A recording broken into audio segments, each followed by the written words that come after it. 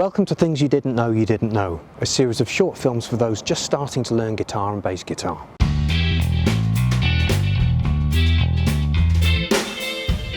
So, apart from forgetting to wash behind your ears and wear clean underwear, what are the usual mistakes to avoid when first learning the guitar?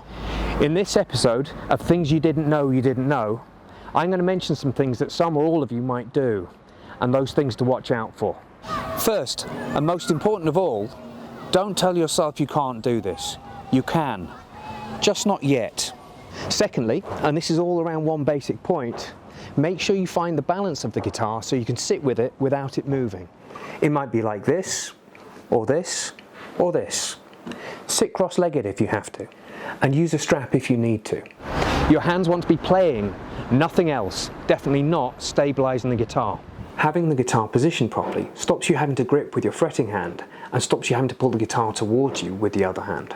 Having your arm too heavily over the front of the guitar will force the guitar to do this, which means your fretting hand will have to try to pull it backwards. Now we have both arms working overtime before we've even played a note.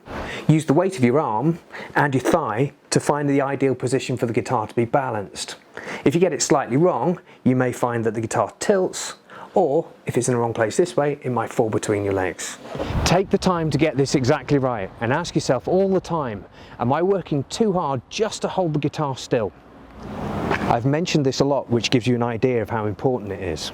Having got the guitar comfortable, don't tilt the neck to take a look at what your fingers are doing. This creates a real problem for your wrist and of course destabilises the guitar. Instead, raise the guitar neck closer to your eye level so you can see more clearly, whilst keeping the balance of the guitar. It's very easy when you first start playing to chase the neck down because you're concentrating so hard. Remind the guitar who's boss and bring it closer to you. Remember, play with your hands, nothing else. It's easy to concentrate so hard that your back, your neck or your shoulders tense up. Check yourself periodically. Ask yourself, am I relaxed? Where am I tense? Maybe play in front of a mirror to check your body shape, or even if you're just a narcissist. The next kind of mistakes are the ones that are made by the fretting hand. That's the one that's on the neck. Here's the thing, don't hold the string down too hard. You need enough pressure to hold it down over the fret and not necessarily be pressing all the way down to the wood. I've seen many young bands play with perfectly tuned guitars, but as soon as they start performing, through nerves or excitement they press too hard, pulling the string over the fret too much, making the guitar sound like it's out of tune. The control of your strength comes with time. You already have enough strength, you just haven't trained it in the right way yet. But when it comes to strength, think in terms of enough rather than as much as possible. Short nails please on the fretting hand, non-negotiable. If they're too long, you simply won't be able to hold the strings down properly. And don't get bounced off the instrument because the tips of your fingers hurt a little bit. They will get used to it, just like every other guitarist in the history of time.